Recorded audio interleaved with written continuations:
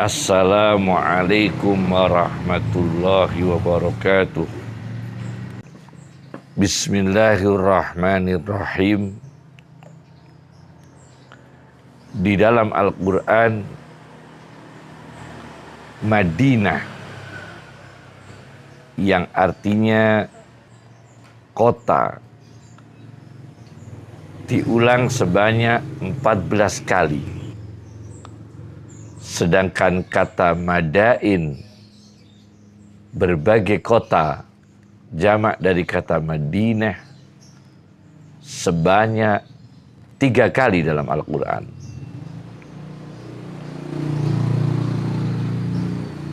Sesuatu yang negatif di suatu kota, Allah Subhanahu wa ta'ala menggambarkan hal-hal yang negatif di berbagai kota. Di antaranya Allah berfirman di surat At-Taubah ayat 101, "Wa min ahlil madinati maradu 'alan nifaq."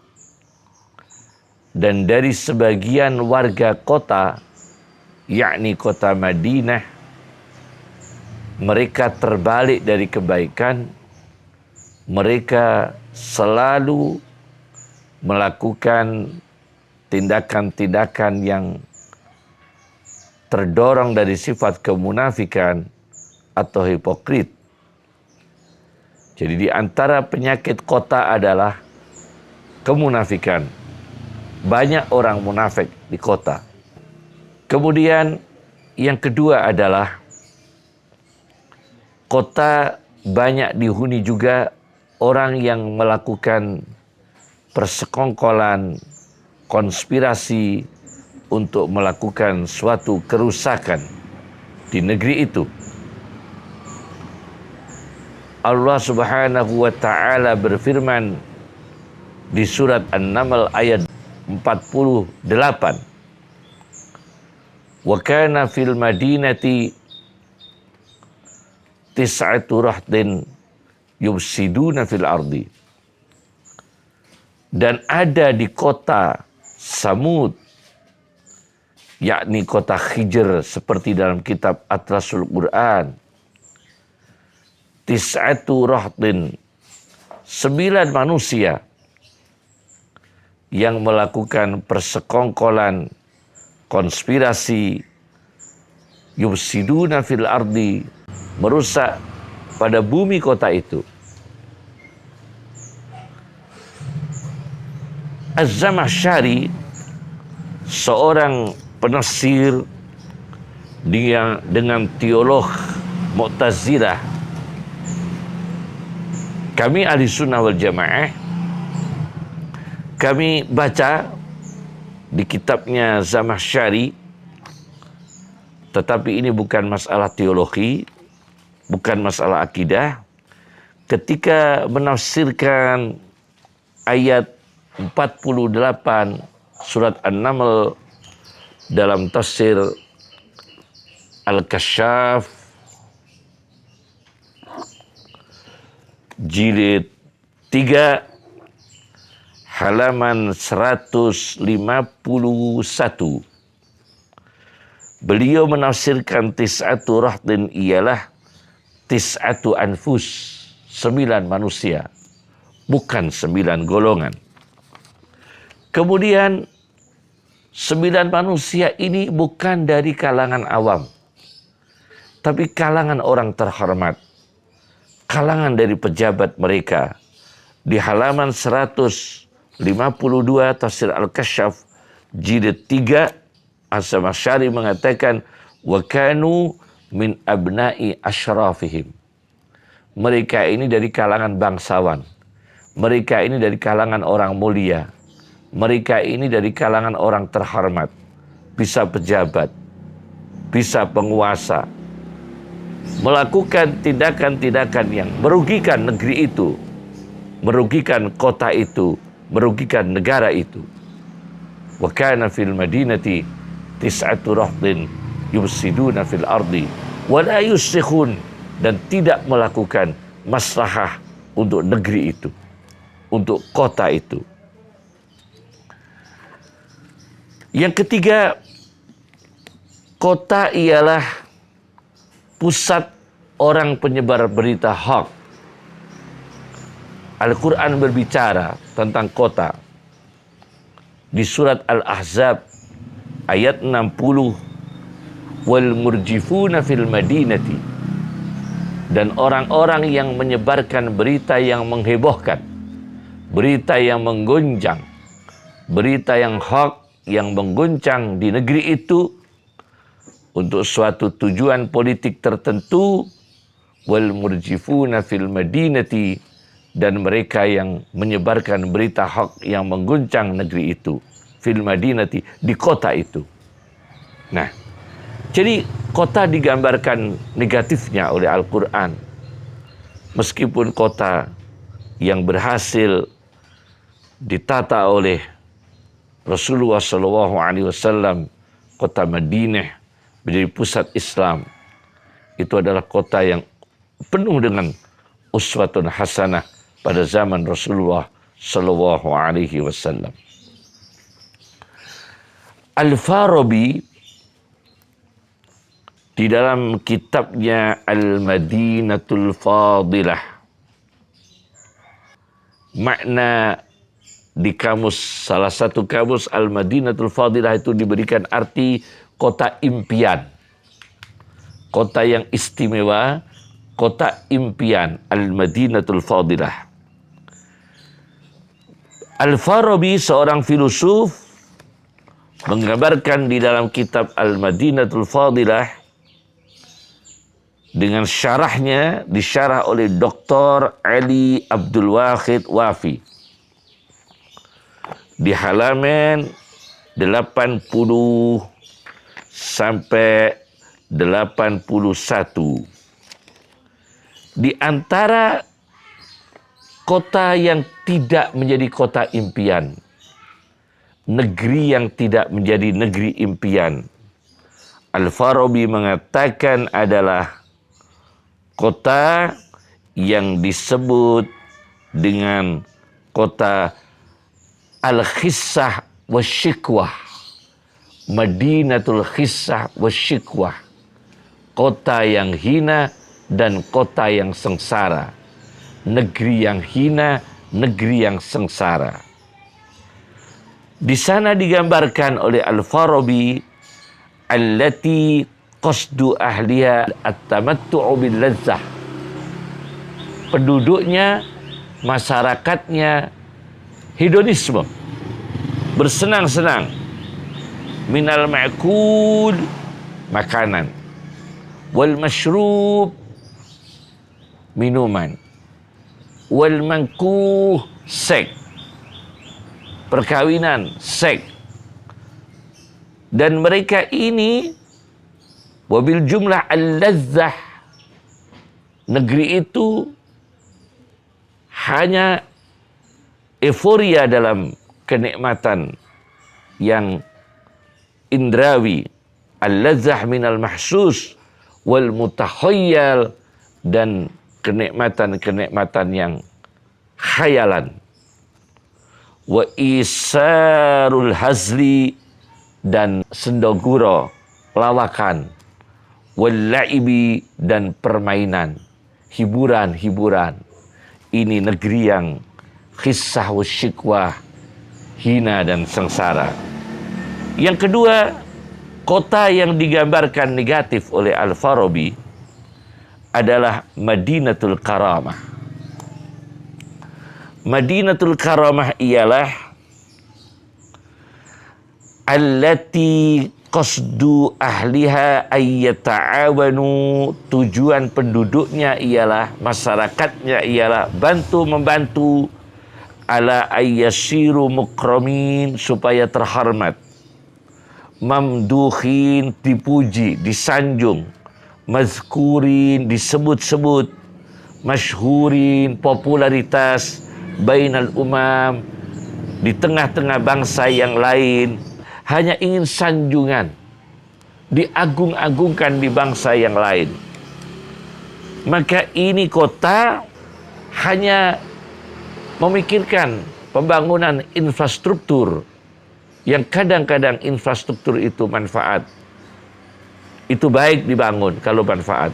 Tapi kadang-kadang pembangunan yang hanya untuk kemegahan negara, kebanggaan negara supaya dipuji, diagungkan, dikagumi oleh negara-negara lain, masyhurin bainal umam, populer di antara bangsa-bangsa yang lain. Ciri negeri ini, ciri kota ini, banyak membangun, banyak proyek tanpa memperhatikan kesejahteraan warganya. Ini namanya Madinatul Karamah. Kemudian ada satu kitab tentang kalau terjadi kota-kota negatif versi Al-Quran dan kota-kota negatif yang digambarkan oleh Al-Farabi, maka saya gambarkan lagi.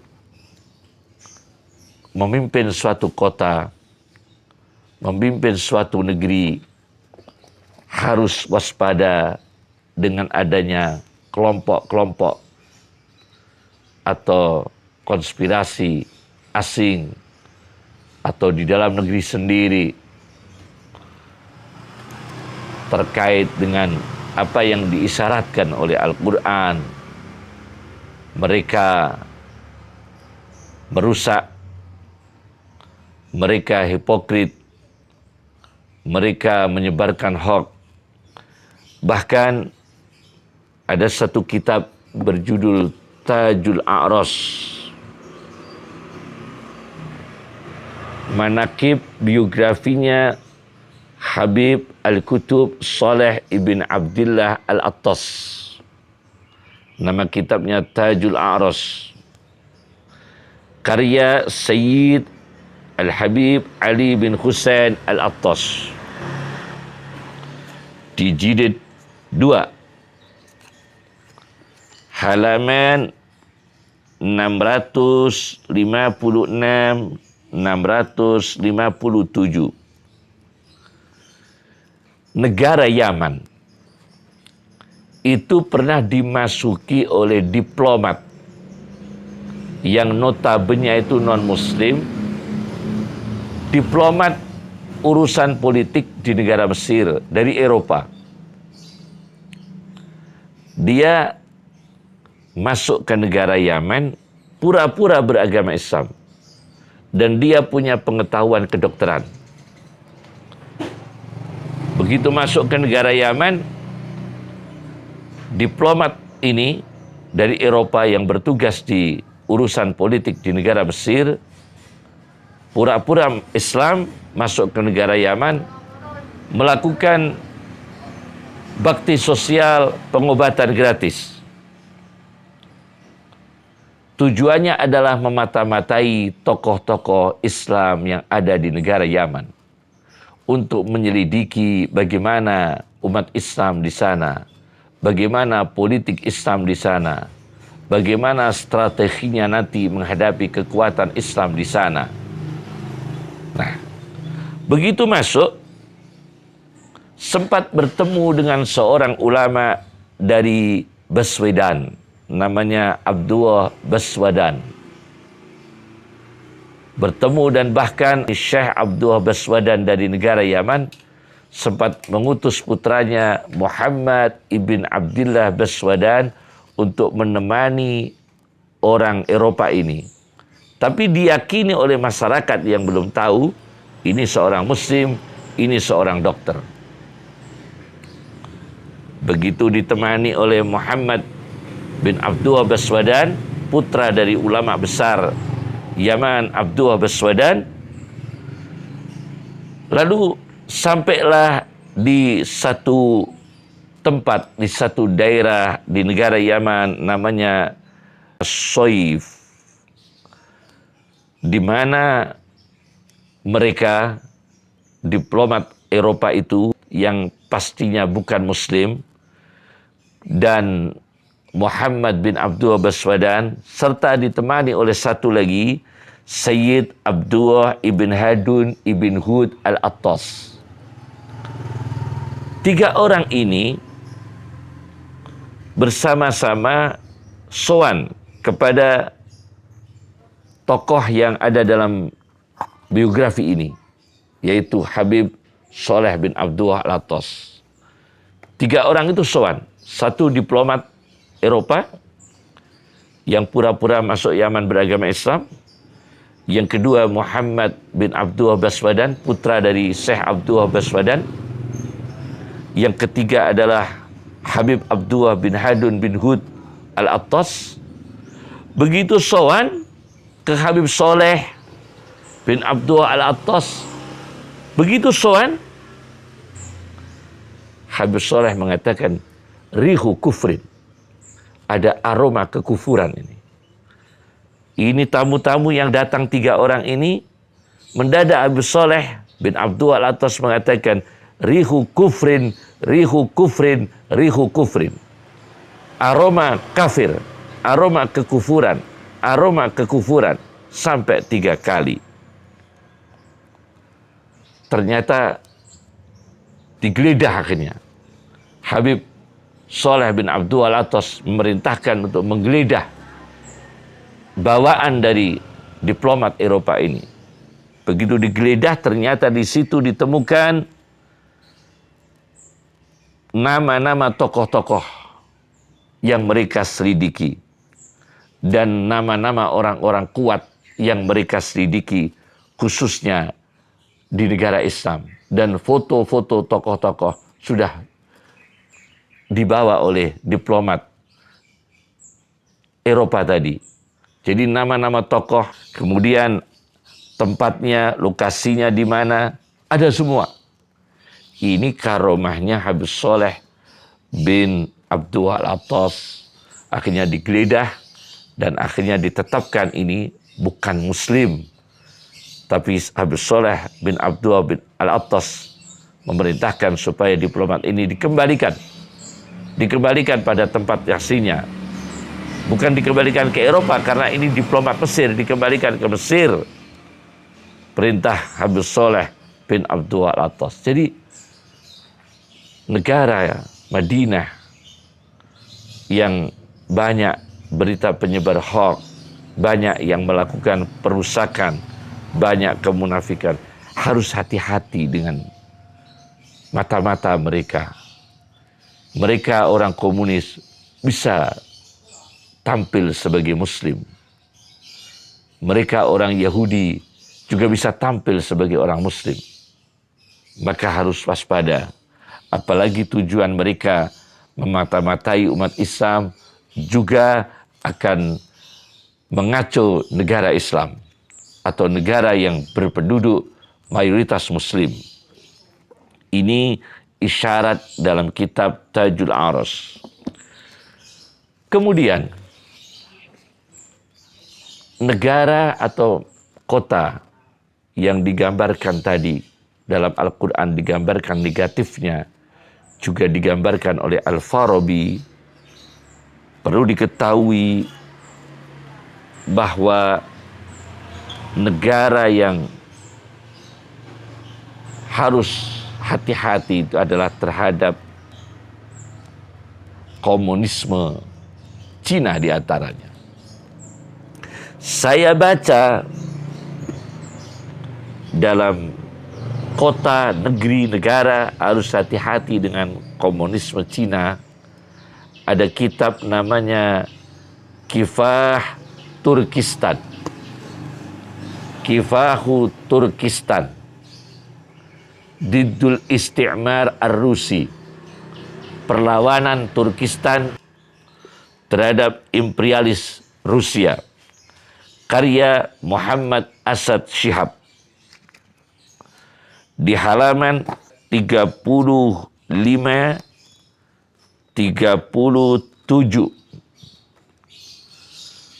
Pada tahun 1949, komunis Cina menduduki biladan min biladil muslimin. Ikhtallatis Shin asyuyu'iyah. Menduduki kekuatan Cina komunis. Ya, biquwwatil hadid wan nar, dengan kekuatan besi dan api. Biladan min biladil muslimin, negeri-negeri Islam, terutama di Asia Tengah. Maka di sini dijelaskan fasta'badat sya'ba Turkistan. Komunis Cina memperbudak bangsa Turkistan al-Muslim, Turkistan yang Muslim, syarras ti'badin, dengan keburukan memperbudak. Wastaulat ala khairatihi, dan menguasai sumber-sumber kekayaan Turkistan, sumber-sumber pendapatan Turkistan, khairat, sumber pendapatan, wasarawatihi, dan sumber-sumber kekayaan Turkistan dikuasai oleh komunis Cina bimusa'adatir Rus, dengan bantuan Rusia, alladina amaddusin, yang telah membantu Cina, bisilah, dengan persenjataan, wal atad, dan peralatan perang. Jadi jelas, maka negeri bisa kacau, bisa rusak.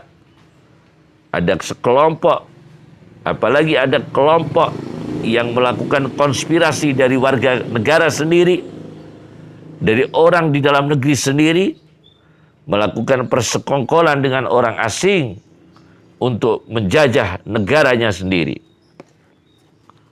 Ini juga harus hati-hati. Dijelaskan oleh Muhammad Asad Shihab tentang penjajahan komunis Cina terhadap negara-negara Islam. Kemudian ada satu buku namanya Politik Ekonomi Islam.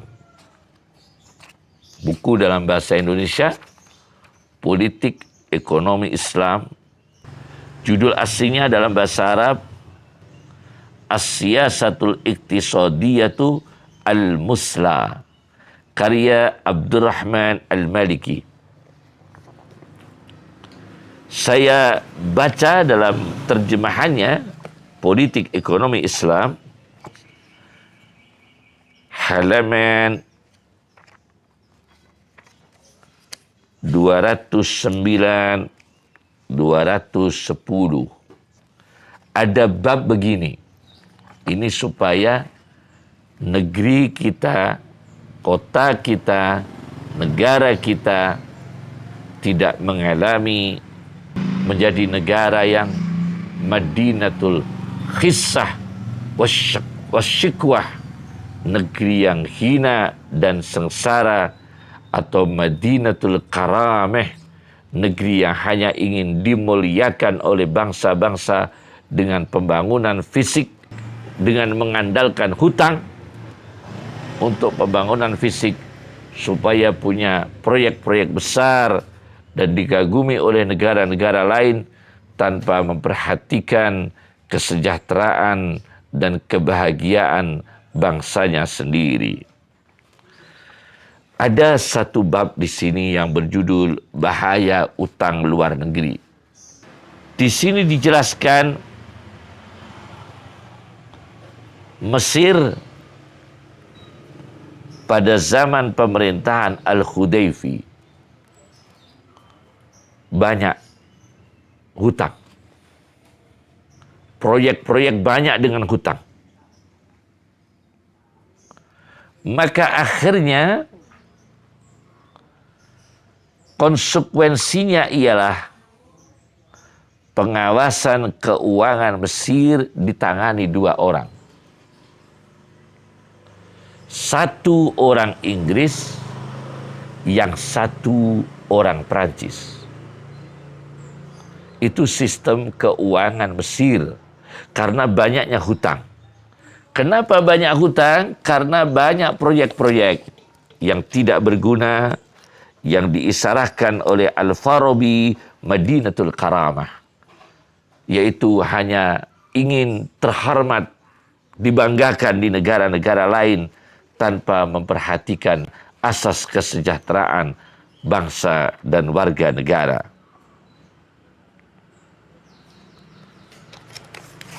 Akhirnya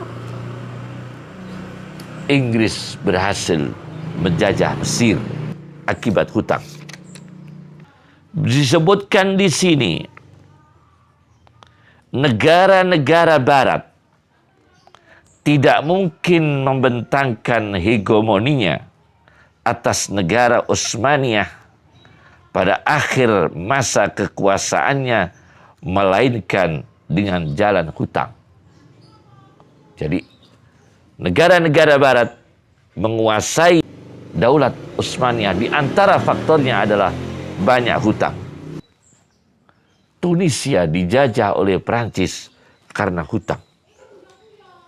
Inilah bahayanya kalau tidak memakai cara-cara bagaimana cara-cara Islam. Inilah bahayanya hutang luar negeri, akhirnya mengancam eksistensi negara, mengancam kedaulatan negara. Al-Farabi menjelaskan tentang bagaimana kota impian, Al-Madinatul Fadilah, negeri impian, negara impian. Di dalam kitabnya Al-Madinatul Fadilah, Al-Farabi dengan syarahnya oleh Dr. Ali Abdul Wahid Wafi, di halaman 40 saya baca, kota impian ialah fal madinatu allati yuqsadu bil ijtima'i fiha at-ta'awun, kota yang bermasyarakatnya yang ada di kota itu bertujuan bantu membantu, gotong royong, al-asya, untuk meraih sesuatu yang diraih, allati tunailu bihas sa'adah, yang dengan meraih sesuatu itu akan mendapatkan kebahagiaan fil hakikah, yang sejati. Itulah kota impian. Itulah negeri impian. Wal ijtima', bermasyarakat, alladhi bihi yata'awanu ala nailis sa'adah, bermasyarakat yang bergotong royong untuk memperoleh kebahagiaan. Wal ijtima'ul fadil, itulah bermasyarakat yang impian. Wal ummah allati tata'awanu mudunuha kulluha ala ma tunalu bihi sa'adah hiyal ummatul fadilah. Umat yang kota-kotanya, negeri-negerinya, wilayah-wilayahnya semua mengarah pada kebahagiaan yang diridhoi oleh Allah Subhanahu wa taala. Bagaimana untuk mendapatkan kebahagiaan, kesejahteraan bangsa itu? Umat yang kota-kotanya itu, wilayah-wilayahnya bantu-membantu untuk mendapatkan kebahagiaan, hiyal ummatul fadilah, itulah umat impian. Itu menurut Al-Farabi teori globalnya. Ini teori yang sangat global. Kemudian Al-Mawardi, penulis kitab, pengarang kitab Adabud Dunya Waddin di halaman 235. Bangsa, warga kota, warga negeri, warga negara apabila berfalsafah Al-Madinatul Fadilah, yaitu kota impian, dengan menitik beratkan bagaimana kebahagiaan, kesejahteraan bangsa, warga negara, dan umat di situ negara, maka Rasulullah SAW mengisyaratkan ialah warga negaranya itu bisa berekspresi dari cita-cita mereka, bisa mewujudkan dari cita-cita mereka, bisa mengagendakan cita-cita mereka dengan ridha Allah Subhanahu wa Ta'ala. Dalam kitab Adabud Dunya Waddin karya Al-Mawardi halaman 235, Rasulullah SAW bersabda, al-amalu rahmatun minallahi li ummati. Angan-angan, program, cita-cita ialah rahmat dari Allah yang diberikan kepada umatku. Walau lahu, apabila tidak ada angan-angan, apabila tidak ada program, apabila tidak punya cita-cita, maka umat ini ma ghorosa gharisun syajaran, tidak ada satupun dari mereka orang yang menanam pohon. Wala ardu'at ummun waladan, dan tidak ada satu dari mereka seorang ibu yang menyusui anaknya. Karena ibu ini berangan-angan supaya anaknya ini diberikan kelangsungan hidup oleh Allah Subhanahu wa Ta'ala. Bangsa ini menanam pohon karena berangan-angan untuk anak cucu mereka, membangun untuk kesejahteraan hari ini, besok, dan kemudian hari dengan ridha Allah Subhanahu wa Ta'ala. Ini hadis di dalam kitab Adabud Dunya Waddin, juga dikutip oleh Khatib Al-Baghdadi, murid dari Imam Al-Mawardi, dalam kitabnya Tarikh Baghdad. Tarikh Baghdad di jilid 2, Tarikh Baghdad di kitab Tarikh Baghdad jilid 2 karya Khatib Al-Baghdadi, murid dari Imam Al-Mawardi, bahwa hadis tadi diriwayatkan oleh Anas ibn Malik. Karena dalam kitab Adabud Dunya Waddin tidak disebutkan sahabat yang merawikan, maka ada di sini lengkap sanadnya, yaitu dari Anas ibn Malik radhiyallahu anhu, dari Rasulullah SAW, yaitu hadis yang dikemukakan oleh Al-Mawardi dalam kitabnya Adabud Dunya Waddin. Cuma ada perbedaan redaksi sedikit. Kalau di dalam kitab Tarikh Baghdad, redaksinya adalah innamal amalu rahmatun minallahi li ummati. Sesungguhnya angan-angan, cita-cita, harapan, rencana, program adalah rahmat dari Allah Subhanahu wa Ta'ala kepada umatku. Laulal amalu, umpama tidak ada angan-angan, tidak ada cita-cita, tidak ada program, tidak ada harapan, ma ardu'at ummun waladan, maka ibu tidak menyusui anaknya, maka ibu tidak menyusui anaknya. Wala ghorosa ghorisun syajaran, maka orang tidak, maka dan tidak ada satupun orang yang menanam pohon. Assalamualaikum warahmatullahi wabarakatuh.